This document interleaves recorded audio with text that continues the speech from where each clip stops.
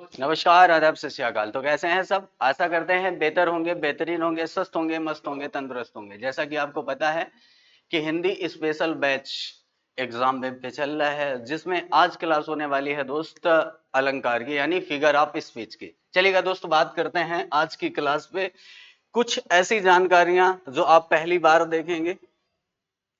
तो अगर हम बात करें दोस्त अलंकार की, यानी फिगर ऑफ स्पीच की, तो सबसे पहले बेटा तो ये जानेंगे कि अलंकार किन शब्दों से मिलकर बना है। ठीक है, अलंकार जो शब्द है किन शब्दों से मिलकर बना है, इसका अर्थ क्या है, और अलंकार का काव्य में प्रयोग क्यों किया गया है। अगर भाई साहब ये अलंकार ना होता तो एक हमारे सिलेबस में एक चैप्टर कम होता। आइएगा जानते हैं कि अलंकार का कार्य क्या है और इसका प्रयोग साहित्य में क्यों किया गया। अगर दोस्त बात करें अलंकार की, तो अलंकार दो शब्दों से मिलकर बना है, अलम प्लस कार से। किससे मिलकर बना है दोस्त? तो आप बोलेंगे अलम प्लस कार से, अलम प्लस कार से। दोस्त ध्यान देना है, अगर हम अलंकार की बात करें तो अलम का अर्थ होता है आभूषण,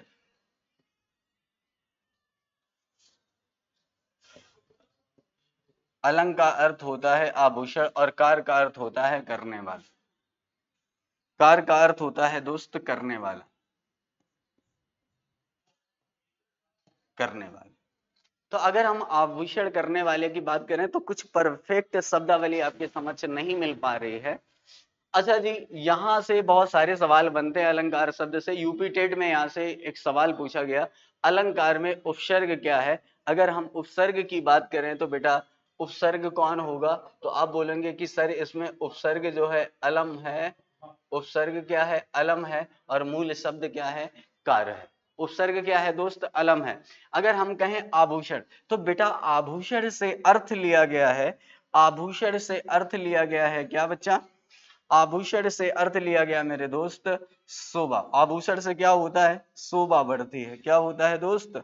तो आभूषण से शोभा बढ़ती है, शोभा। आभूषण का अर्थ क्या ले सकते हैं? शोभा। और करने वाले से अर्थ क्या लेंगे दोस्त?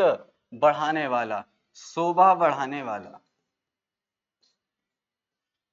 बढ़ाने वाला। दोस्त एक विद्वान को आप भली भांति जानते हैं, जिनका नाम है आचार्य केशवदास। आचार्य केशवदास की अगर हम बात करें तो उन्होंने अलंकार के बारे में बहुत ही परफेक्ट स्टेटमेंट दिया है। और स्टेटमेंट क्या दिया है मेरे दोस्त? आचार्य केशवदास जी ने कहा कि जिस प्रकार से आभूषण का गहन करने से स्त्रियों में सौंदर्यता आती है, महिलाओं में सौंदर्यता आती है, उसी प्रकार से कविता और कहानी, कविता की बात करें, कहानी बात करें, काव्य बात करें, एक ही है। काव्य की शोभा बढ़ाने के लिए किसका प्रयोग किया जाता है दोस्त? तो अलंकार का प्रयोग किया जाता है। किसका प्रयोग किया जाता है? अलंकार, यानी शोभा बढ़ाने वाला। अब शोभा बढ़ाई किसकी जाएगी? तो आप बोलेंगे कि सर जो शोभा बढ़ाई जाती है अलंकार में बेटा काव्य या कहानी, यानी कहानी की शोभा बढ़ाई जाती है काव्य की। तो इसकी बेटा डिफिनीशन क्या होगी, एकदम प्रैक्टिकली समझेंगे। यानी काव्य की शोभा बढ़ाने वाले, काव्य की शोभा बढ़ाने वाले, काव्य की शोभा बढ़ाने वाले, शोभा बढ़ाने वाले धर्मों को अलंकार कहते हैं। धर्मों को,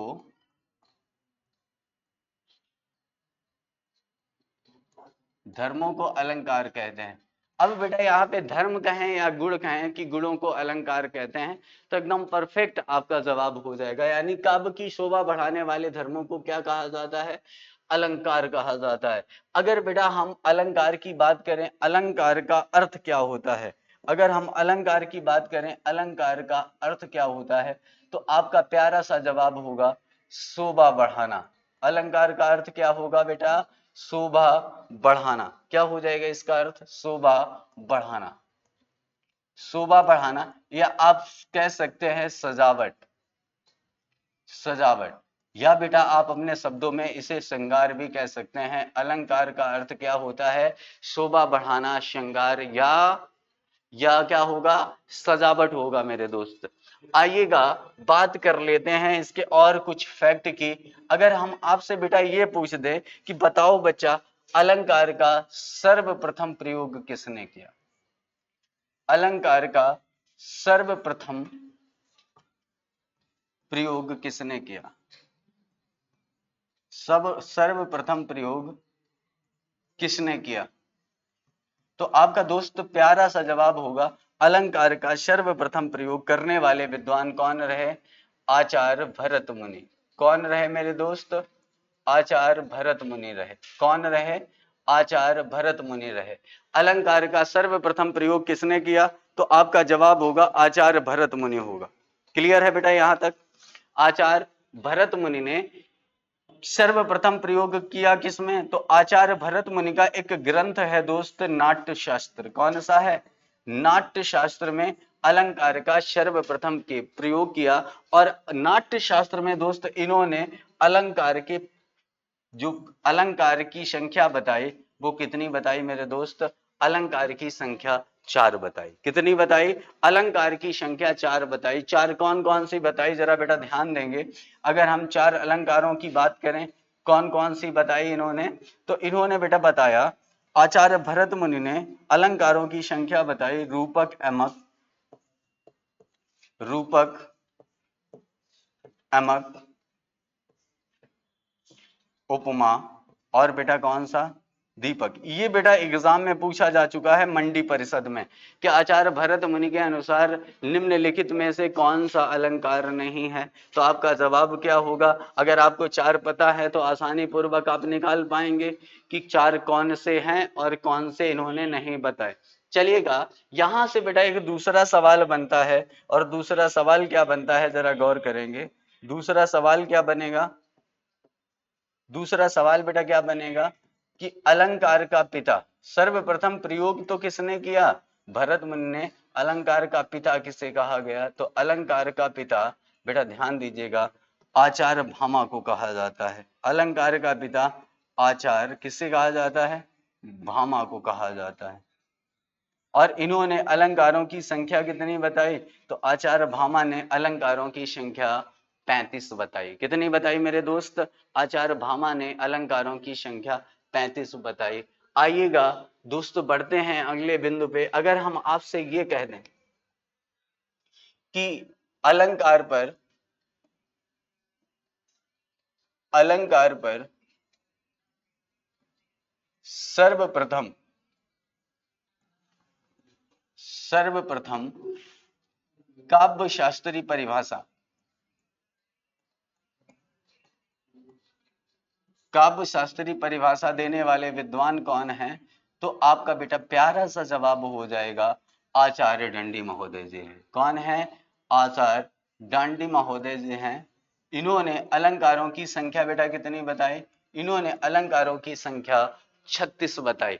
आइएगा बात कर लेते हैं नेक्स्ट बिंदु पे कि अग्नि पुराण में अलंकारों की संख्या कितनी मानी जाती है?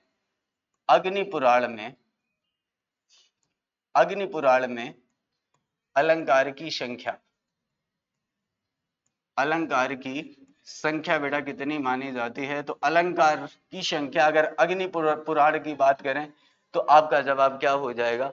अग्नि पुराण में अलंकारों की संख्या 16 दर्शाई गई है। कितनी दर्शाई गई है? 16 दर्शाई गई है। तो बेटा ज्यादा हम लोग और जिक्र नहीं करेंगे विद्वानों पे, सीधा सा बात करते हैं एग्जाम ओरिएंटेड प्रश्नों पे। तो यहां से एक बेटा और सवाल बनेगा क्या कि अलंकार के प्रकार कितने हैं? अलंकार के प्रकार की अगर बात करें तो आपका जवाब क्या हो जाएगा कि अलंकार के प्रकार 3 हैं। कौन कौन से हैं बच्चा जरा ध्यान दीजिएगा। अगर हम पहले की बात करें तो आप बोलेंगे शब्दा अलंकार सर होगा। कौन होगा? शब्दा अलंकार होगा। दूसरे की बात करें तो दूसरा बेटा आपका अर्थालंकार होगा। अर्थालंकार। तीसरे की बात करें तो बेटा उभय अलंकार होगा। उभय अलंकार। अब शब्दा अर्था और उभया बेटा कहते किसे हैं, जरा इस पे बात करनी है। अगर हम शब्दा अलंकार की बात करें तो शब्दा अलंकार में बहुत सारे सवाल बन जाते हैं कि शब्दा अलंकार में शब्दा अलंकार शब्द में कौन सी संधि है। तो ये शब्द प्लस अलंकार से मिलकर बना है, शब्द प्लस अलंकार से मिलकर बना है और इसमें दीर्घ संधि होगी। संधि कौन सी होगी बेटा, तो आप बोलेंगे दीर्घ संधि होगी। और शब्द अलंकार यानी अगर इसे फैक्ट करेंगे, इसका फैक्टर करेंगे तो क्या बनेगा, फैक्टर करेंगे तो क्या बनेगा, शब्द प्लस अलंकार, शब्द प्लस अलंकार। और अलंकार की परिभाषा आपको भली भांति पता है, काव्य की शोभा बढ़ाने वाले धर्मों को क्या कहा जाता है मेरे दोस्त, तो आप बोलेंगे अलंकार कहा जाता है। अर्थालंकार की बात करें तो ये भी बेटा दो शब्दों से मिलकर बना है, अर्थ प्लस अलंकार, अर्थ प्लस अर्थ प्लस अलंकार। उभया की बात करें तो आप फैक्ट कर देंगे, उभय प्लस क्या होगा, उभय प्लस उभय प्लस अलंकार होगा। आइएगा थोड़ा थोड़ा समझते हैं इनके बारे में। तो अगर हम कहें कि शब्द अलंकार किसे कहा जाता, तो आप बोलेंगे कि जिस पंक्ति में शब्द के माध्यम से चारुता उत्पन्न होती है। चारुता का मतलब होता है चमत्कार, चारुता का मतलब क्या होता है दोस्त, चमत्कार होता है। यानी जिस पंक्ति में शब्द के माध्यम से चमत्कार उत्पन्न होता है उसको क्या कहा जाता है, उसको शब्द अलंकार बेटा कहा जाता है। अगर अर्थ अलंकार की बात करें तो जिस पंक्ति में अर्थ के माध्यम से, किसके माध्यम से, अर्थ के माध्यम से चमत्कार उत्पन्न होता है उसको अर्थ अलंकार कहा जाता है। अगर हम यहाँ पे बेटा उभय अलंकार की बात करें तो उभय का अर्थ होता है दोनों। उभय का अर्थ क्या होता है, तो आपका जवाब होगा उभय का अर्थ होता है दोनों। यानी जिस पंक्ति में शब्द और अर्थ दोनों के माध्यम से चारुता उत्पन्न होती है उनको क्या कहा जाता है, उनको बेटा उभय अलंकार कहा जाता है।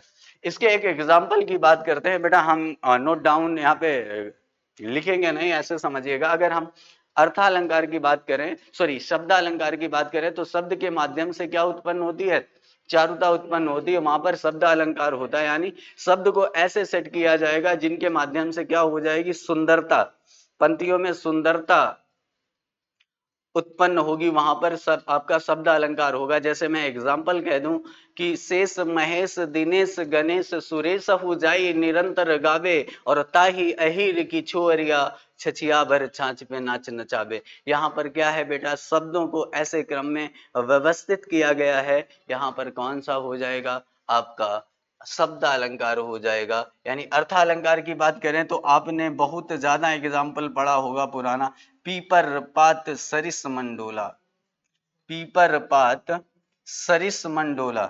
यहां पर बेटा क्या है, यहां पर बेटा शब्द के माध्यम से, किसके माध्यम से, अर्थ के माध्यम से चारुता उत्पन्न हुई, किसके माध्यम से, अर्थ के माध्यम। यानी पीपर पात यानी पीपल के पत्ते के समान कौन डोला, तो आप बोलेंगे मन डोला। पीपल के पत्ते के समान कौन डोला, तो मन डोला। यहां पर किसके माध्यम से दोस्त, यहां पर अर्थ के माध्यम से चारुता उत्पन्न हुई। अब यहां पर बेटा आप समझ लीजिएगा शब्द अलंकार वर्सेस अर्थालंकार। अगर बेटा हम आपसे ये कहें कि शब्द अलंकार में उस शब्द का पर्यायवाची यानी समानार्थी रखा जाए तो इसका जो सौंदर्य होगा नष्ट हो जाता है। अगर अर्थालंकार की बात करें, इसमें कोई भी आप पर्यायवाची शब्द रखेंगे सौंदर्य नष्ट नहीं होगा। अब जैसे वहां पे था शेष महेश दिनेश गणेश सुरेश हु जाई निरंतर गावे। अब यहाँ पे शेष का मतलब क्या होता है, लक्ष्मण की बात की गई है। शेष गणेश, गणेश यानी गणेश जी को। अब अगर हम यहाँ पे शेष लक्ष्मण और गणेश इनका अर्थ रख दें तो इन पंक्तियों की क्या हो जाएगी, सौंदर्यता नष्ट हो जाएगी।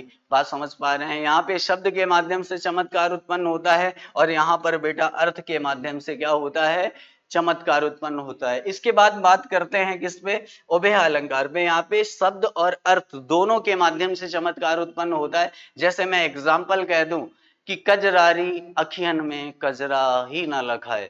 यानी इन पंक्तियों में अगर बात की जाए तो शब्दा और अर्था दोनों अलंकार हैं, और जहां पे शब्दा और अर्था दोनों के गुण पाए जाते हैं वहां पर बेटा कौन सा आपका अलंकार हो जाता है, तो आप बोलेंगे कि सर वहां पर उभय अलंकार हो जाता है। मैं आशा करता हूं यहां तक बात आप भली भांति समझ पाए होंगे। आइएगा दोस्त, बढ़ते हैं अगले बिंदु पे। अब बेटा हम बात करें शब्द अलंकार की। किसकी बात करें बेटा? शब्द अलंकार की बात करें। तो शब्द अलंकार के बारे में आपने भली भांति जाना कि ये इसमें शब्द के माध्यम से चारुता उत्पन्न होती है। शब्द अलंकार के अगर हम भेद की बात करें तो शब्द अलंकार के प्रमुख तीन भेद हैं। शब्द अलंकार की अगर बात की जाए तो प्रमुख तीन भेद हैं। आप बोलेंगे कि सर कौन कौन से हैं, तो जरा देखिएगा। पहला इसके अंतर्गत आ जाएगा बेटा अनुप्रास अलंकार। कौन सा आएगा? अनुप्रास आएगा। अगर दूसरे की बात करें तो आप बोलेंगे कि सर इसमें अमक अलंकार आ जाएगा। तीसरा बेटा श्लेष अलंकार आ जाएगा। और चौथे की बात करें तो इसमें वक्रोक्ति आ जाएगा। कौन सा होगा बेटा? तो इसमें आप बोलेंगे वक्रोक्ति अलंकार होगा। अब आपके जहन में एक सवाल चल रहा होगा कि सर आपने इसके भेद तो सिर्फ तीन बताए, लेकिन यहाँ पे आपने लिख चार दिया। तो बउआ समझिएगा, यहाँ पे विद्वानों के बीच में मतभेद रहा श्लेष और वक्रोक्ति में। किसमें मतभेद रहा दोस्त? श्लेष और वक्रोक्ति में विद्वानों का मतभेद रहा।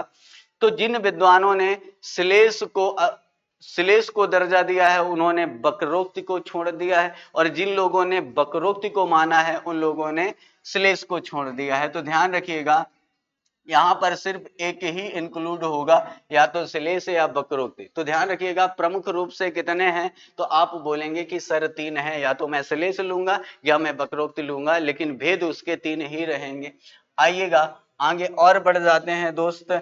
इसी के अंतर्गत बेटा और कौन कौन से आते हैं जरा ध्यान दीजिएगा। इसी के अंतर्गत कौन कौन से आते हैं, तो आप बोलेंगे कि सर इसमें विपसा आता है। कौन सा? विपसा। अगला पुनरुक्त प्रकाश आता है। पुनरुक्त प्रकाश आता है। अगला पुनरुक्त वदाभास आता है। पुनरुक्त वदाभास आता है। वदाभास आता है। इसके बाद बेटा इसके अंतर्गत मुद्रा अलंकार आता है। कौन सा आता है? मुद्रा आता है। और इसी के साथ बेटा एक और इसमें बिंदु इंक्लूड कर दें तो इसके अंतर्गत चित्रा भी आता है। कौन सा आता है? चित्रा अलंकार भी आता है। अब आप कहेंगे कि सर भेद तो तीन है लेकिन आपने बहुत सारे लिखवा दिए। तो ध्यान दीजिएगा बेटा, अगर हम कहें कि प्रमुख शब्द अलंकार में प्रमुख अलंकारों की संख्या कितनी है, तो आपका जवाब तीन होगा। ये कैसे हैं बेटा? प्रमुख अलंकार हैं। कैसे हैं दोस्त? तो आप कहेंगे कि सर ये प्रमुख अलंकार हैं, और बाकी बचे हुए विपसा, पुनरुक्त प्रकाश, पुनरुक्त वदाभास और चित्रा, ये कैसे हैं? गौड़ अलंकार हैं।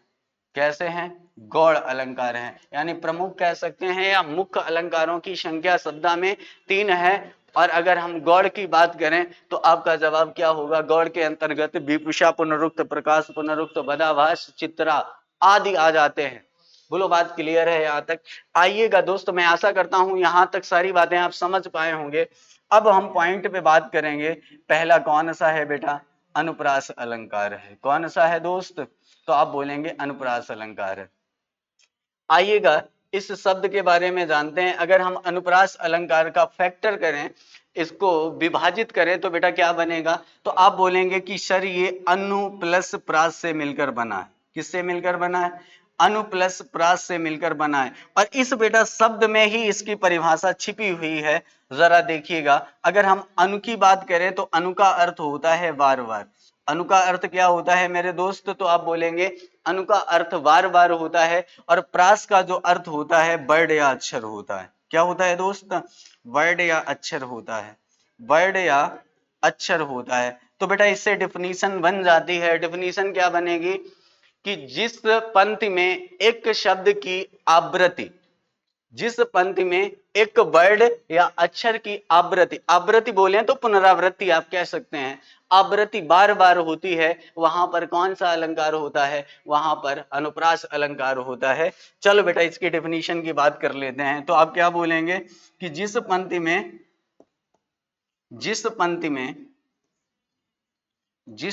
में एक वर्ड की आवृत्ति, एक वर्ड की आवृत्ति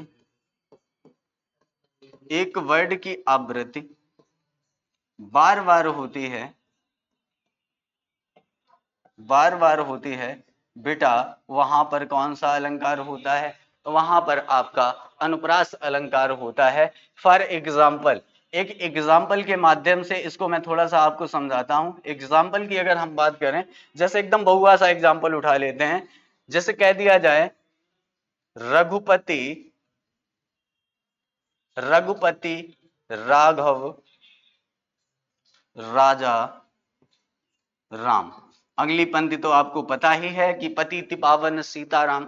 तो यहां पर बेटा अगर अनुप्रास अलंकार की बात करें तो आप कहेंगे कि सर यहां पर रा वर्ड की आवृत्ति बार बार हो रही है, और जिस पंक्ति में एक वर्ड की आवृत्ति बार बार होती है वहां पर आपका कौन सा अलंकार होता है? तो आप बोलेंगे अनुप्रास अलंकार होता है। जैसे अभी यूपी एसआई में एक एग्जाम्पल पूछा गया था अनुप्रास अलंकार का कि तरन्नी तनुजा तट तमाल तरबर बहुछाए। तो यहां पर बेटा क्या है?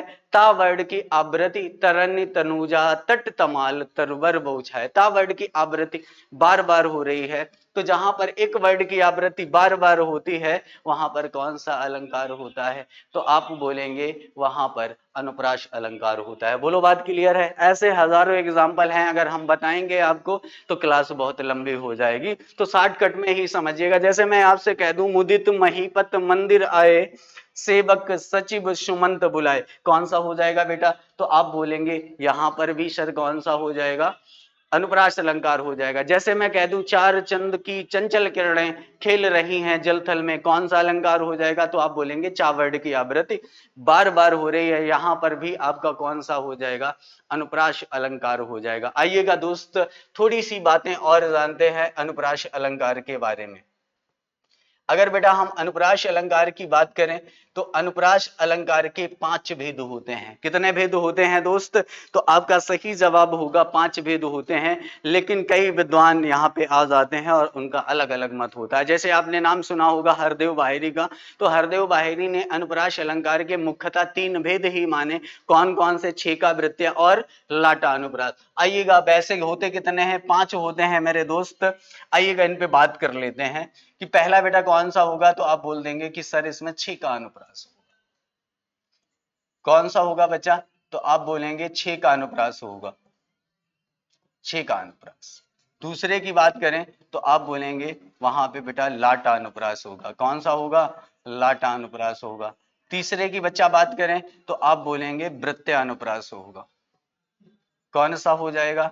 वृत्तीय अनुप्रास हो जाएगा। चौथे की बात करें तो श्रुत्य अनुप्रास होगा। कौन सा होगा बेटा?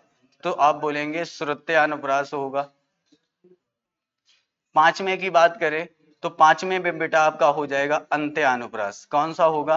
अंत्य अनुप्रास होगा। बोलो बात यहां तक क्लियर है? अनुप्रास अलंकार के कितने भेद होते हैं? तो आपका जवाब होगा, आपका जवाब होगा अनुप्रास अलंकार के 5 भेद होते हैं। और अगर थोड़ा सा डेप्थ जाए तो मामला थोड़ा गंभीर हो जाएगा। इन भेद के भी भेद होते हैं। अगर बेटा हम अंत्य अनुप्रास की बात करें तो अंत्य अनुप्रास के 12 भेद होते हैं।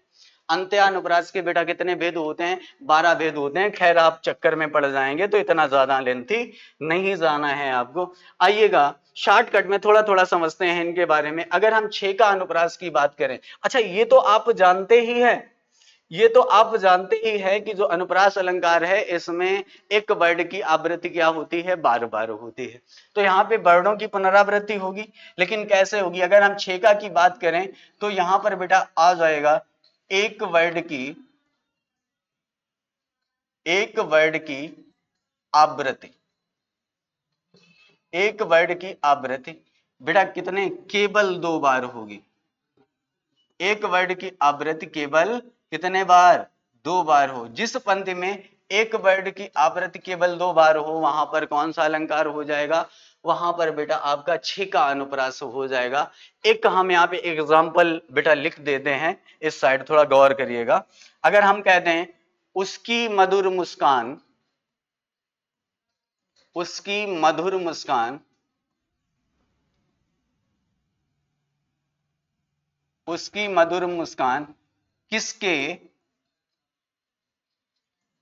किसके हृदय तल नहीं बसी। किसके हृदय तल नहीं बसी। अब बउआ अगर इसे देखेंगे तो आपको नजर आएगा कि एक वर्ड की आवृत्ति केवल 2 बार हुई। कौन सी? मां वर्ड की आवृत्ति केवल 2 बार हुई। यानी जिस पंक्ति में एक वर्ड की आवृत्ति केवल 2 बार होती है वहां पर बेटा कौन सा अलंकार हो जाता है? तो आपका प्यारा सा जवाब होगा वहां पर 6 का अनुप्रास हो जाता है। आइएगा दोस्त बात कर लेते हैं लाटा अनुप्रास की। अभी और थोड़ा डिटेल में जाएंगे, पहले शॉर्टकट में थोड़ा थोड़ा समझ लेते हैं। अगर हम लाटा अनुप्रास की बात करें तो ये शब्दगत और वाक्यगत दोनों अलंकार है। अगर हम बात करें लाटा अनुप्रास की तो शब्दगत और वाक्यगत दोनों प्रकार का ये अलंकार है। इसमें बेटा क्या होता है? इसमें बेटा एक वर्ड की आवृत्ति, सॉरी इसे यहां पे वर्ड नहीं, एक शब्द की आवृत्ति, एक शब्द की आवृत्ति। अब बेटा हम यहां पे ये कह दें कि एक शब्द की आवृत्ति या एक वाक्य की आवृत्ति, एक शब्द की आवृत्ति या एक वाक्य की आवृत्ति 2 या 2 से अधिक बार हो। जब आवृत्ति की बात आएगी तो कम से कम 2 होना चाहिए, 2 से अधिक भी हो सकता है। तो आवृत्ति 2 या 2 से अधिक बार हो, अधिक बार हो। और एक बेटा कंडीशंस और है, अर्थ कैसे हो? अधिक बार हो और अर्थ समान हो। अर्थ कैसे हो? समान हो। वहां पर बेटा कौन सा अलंकार हो जाता है? तो अनुप्रास अलंकार का लाटा अनुप्रास हो जाता है। यानी अर्थ समान हो, एक शब्द की आवृत्ति तो होगी लेकिन जो शब्द होगा वो एक ही अर्थ में प्रयुक्त होगा चाहे जितनी बार प्रयोग किया जाए। फॉर एग्जाम्पल, जैसे मैंने एग्जाम्पल आपके समक्ष लिखा, जैसे आपसे कह दिया जाए, जैसे आपसे कह दिया जाए मनुष्य वही, मनुष्य वही जो मनुष्य के लिए मरे, मनुष्य वही जो मनुष्य के लिए मरे, के लिए मरे। अब हुआ जरा गौर करिएगा, अगर हम आपसे ये कहें कि मनुष्य जो शब्द है इसकी आवृत्ति कितने बार हुई है? 2 बार हुई है। कितने बार हुई है? 2 बार हुई। इसका अर्थ क्या होगा? मनुष्य का अर्थ होता है इंसान, और यहां पर भी मनुष्य का अर्थ किससे होगा? इंसान से होगा। लेकिन आपकी किताब में एक और इंक्लूड कर देते हैं, जरा उस पर मैं बात कर लेता हूं। किताब में आपसे ये कहेगा कि जिस पंक्ति में एक शब्द या वाक्य की आवृत्ति 2 या 2 से अधिक बार होती है, अन्वय के कारण, अन्वय के कारण क्या होता है? भावार्थ बदल जाते हैं। अन्वय का मतलब क्या होता है? जरा मैं अन्वय की अगर बात करूं तो आपने एक पॉइंट पढ़ा होगा, निपात। क्या पढ़ा होगा? निपात पढ़ा होगा। और निपात का कार्य ही होता है अतिरिक्त बल प्रदान करना।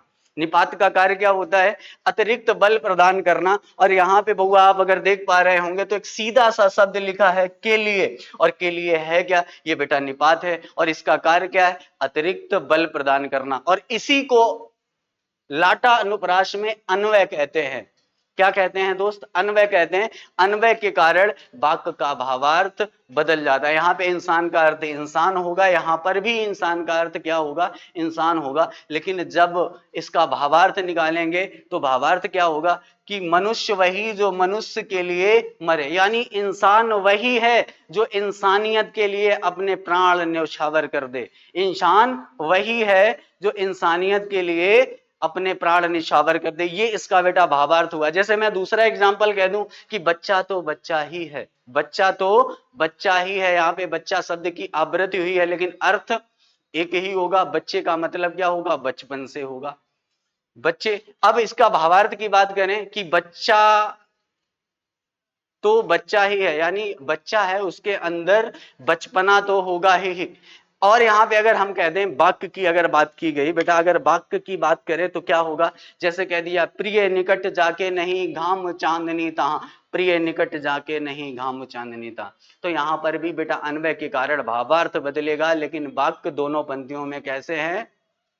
सेम है। यहां पर भी कौन सा हो जाएगा बेटा? तो आप बोलेंगे लाटा अनुप्रास हो जाएगा। यहां पर कौन सा हो जाएगा? लाटा अनुप्रास हो जाएगा। मैं कह दूं गधा तो गधा ही है, यहां पर भी बेटा कौन सा होगा?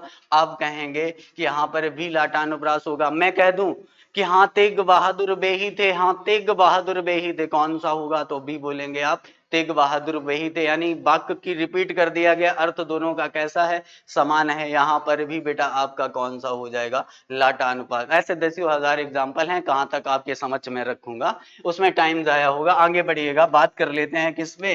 बात करते हैं वृत्यानुप्रास पे। अगर बेटा हम वृत्यानुप्रास की बात करें तो इसमें क्या होगा? इसमें एक वर्ड की आवृत्ति, एक वर्ड की, एक वर्ड की आवृत्ति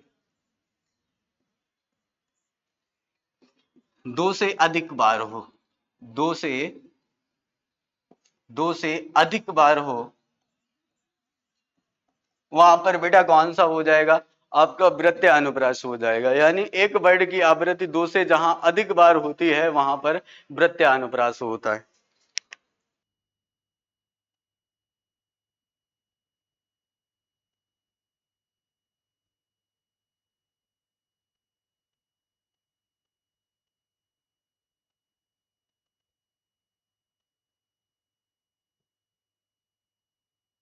चलिएगा बेटा, एक वर्ड की आवृत्ति जहां दो से अधिक बार होती है वहां पर कौन सा हो जाता है? तो आप बोलेंगे वहां पे वृत्यानुप्रास हो जाता है।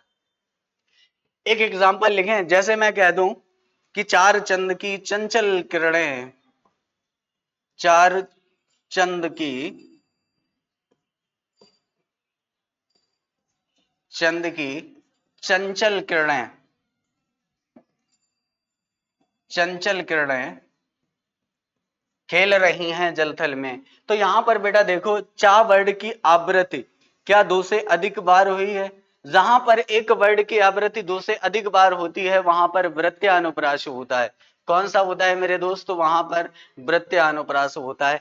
आइएगा, बढ़ जाते हैं अगले बिंदु पे, और अगला बिंदु कौन सा है मेरे दोस्त? अगला बिंदु है श्रुत्यानुप्रास। वैसे एग्जाम में यहां से सवाल नहीं बनते हैं, लेकिन आपका जानना बेहद जरूरी है। अगर हम श्रुत्यानुप्रास की बात करें तो आप बोलेंगे कि जिस पंक्ति में, जिस पंक्ति में एक ही उच्चारण स्थान के वर्गों का प्रयोग किया जाता है, एक ही उच्चारण काल के वर्णों का प्रयोग किया जाता है, वहां पर कौन सा होता है? श्रुत्यानुप्रास होता है। तो एक सिंपली तरीके से, एक साधारण तरीके से आप ये कह सकते हो कि जिस पंक्ति में, क्या कह सकते हो बेटा? जिस पंक्ति में, जिस पंक्ति में समान, समान उच्चारण वाले, समान उच्चारण वाले वर्णों का प्रयोग किया जाता है, समान उच्चारण के वर्णों का प्रयोग किया जाता है, वहां पर श्रुत्यानुप्रास होता है। इसका मैं शॉर्टकट में एक एग्जांपल लिखवा देता हूं। जैसे मैं कह दूं बेटा तुलसीदास, क्या कह दूं? तुलसी, तुलसी दास कह दूं। अब बच्चा अगर हम तुलसीदास की बात करें, इसका पूरा एग्जांपल है तुलसी निस्दिन सीदत, ठीक है? अगर मैंने शॉर्टकट में सिर्फ तुलसीदास लिख दिया, अगर बेटा इसकी अगर हम बात करें तो जरा समझिएगा। अगर हम बात करें ताकी, तो ता का उच्चारण स्थल क्या होता है? तो आप बोलेंगे ता का उच्चारण स्थान दंत होता है। हम ला की बात करें तो ला का क्या होता है? दंत होता है। हम सा की बात करें तो दंत होता है। हम दा की बात करें तो दंत होता है। हम सा की बात करें तो दंत होता है। यानी जिन पंक्तियों में समान उच्चारण वाले वर्णों का प्रयोग किया जाता है वहां पर श्रुत्यानुप्रास होता है। वहां पर कौन सा होता है दोस्त? श्रुत्यानुप्रास होता है। आइएगा, बात करते हैं अनुप्रास, सॉरी, अंत्यानुप्रास की। तो अंत्या का मतलब है कि जिन पंक्तियों में अंतिम वर्ड समान हो वहां पर अंत्या अनुप्रास होता है। दूसरे शब्दों में मैं ये कह दूं, काव्य के अर्थों में मैं ये कह दूं कि जिन पंक्तियों की तुक समान होती है वहां पर कौन सा होता है? तो आपका जवाब होगा अंत्यानुप्रास होता है। जैसे मैं कह दूं जय हनुमान ज्ञान गुण सागर और जय कपीश तिहु लोक उजागर, तो यहाँ पे सागर और उजागर इनकी तुक क्या है? समान है। जैसे मैं कह दूं कि मेरी बब बाधा हरो राधा नागर सोए और जातन की जाई परे श्याम हरित दुत होए, कौन सा हो जाएगा? इनकी भी पंक्ति क्या है? अंतिम वर्ड कौन से हैं? समान है। और जिन पंक्तियों के अंतिम वर्ड समान होते हैं, जिनकी तुक समान होती है, वहां पर कौन सा होता है? अंत्यानुप्रास होता है। मैं आपकी जानकारी के लिए बता दूं मैं आपकी जानकारी के लिए बता दूं कि सभी अलंकारों में अंत्य अनुप्रास समाहित है। सभी अलंकारों में अंत्य अनुप्रास समाहित है। तो यहां से प्रश्न आपका एग्जाम में नहीं बनेगा, आपको फंसाएगा नहीं किसी प्रकार से। जैसे मैं कह दूं कि रहीमन पानी राखिए बिन पानी शब शून, और पानी गए ना उबरे मोती मानुष चून, उधर सून है इधर चून है तो समान है, यहां पर अंत्य हो जाएगा। लेकिन अगर वास्तविकता देखा जाए तो बेटा इसमें श्लेष अलंकार होगा। तो आप ये ध्यान रखिएगा सभी अलंकारों में अंत्य अनुप्रास समाहित होता है। जैसे मैं कह दूं चरण धरत चिंता करत चित्तवत चारों ओर, और शुभरण को खोजत फिरत कवि विचारी चोर, तो यहां पर भी तुक समान है, क्या अंत्य है? बिल्कुल समाहित है इसमें। जैसे मैं कह दूं कि चाहनहार शुभरण के कवि जन और सुनार, तो यहां पर भी तुक समान है, यहां पर भी कौन सा हो जाएगा बेटा? आपका अंत्यानुप्रास हो जाएगा। बोलो बात यहां तक क्लियर है? एक आपको और पॉइंट बता दूं, लाटा अनुप्रास ये अति महत्वपूर्ण है आपके एग्जाम के लिए। लाटा अनुप्रास की बात करें तो ये अति महत्वपूर्ण है आपके एग्जाम के लिए। अगर हम कहें लाटा अनुप्रास का ठीक उल्टा अलंकार कौन सा होता है, तो आपका जवाब होगा अमक अलंकार। लाटा अनुप्रास का ठीक उल्टा अलंकार कौन सा होता है, तो आपका जवाब होगा अमक अलंकार। अगर हम अमक की बात करें तो इसकी बहुत लंबी कहानी है। अमक जो शब्द है युग्मक से मिलकर बना है। यमक जो शब्द है ये युग्मक से मिलकर बना है, और युग्मक का अर्थ होता है जोड़ा। आइएगा इनको कंपेयर करके हम लोग पढ़ेंगे, लाटा और अमक। अगर हम बात करें अमक अलंकार और वर्सेस लाटानुप्रास, लाटानुप्रास, तो बड़ा इनकी लंबी कहानी है और बेहतरीन सवाल यहां से आपसे पूछे जाते हैं, जो कि हम जानेंगे नेक्स्ट क्लास में। आज रखते हैं इतना ही, लेते हैं आपसे विदा, मिलते हैं नेक्स्ट क्लास में। तब तक के लिए सभी को जय हिंद, वंदे मातरम।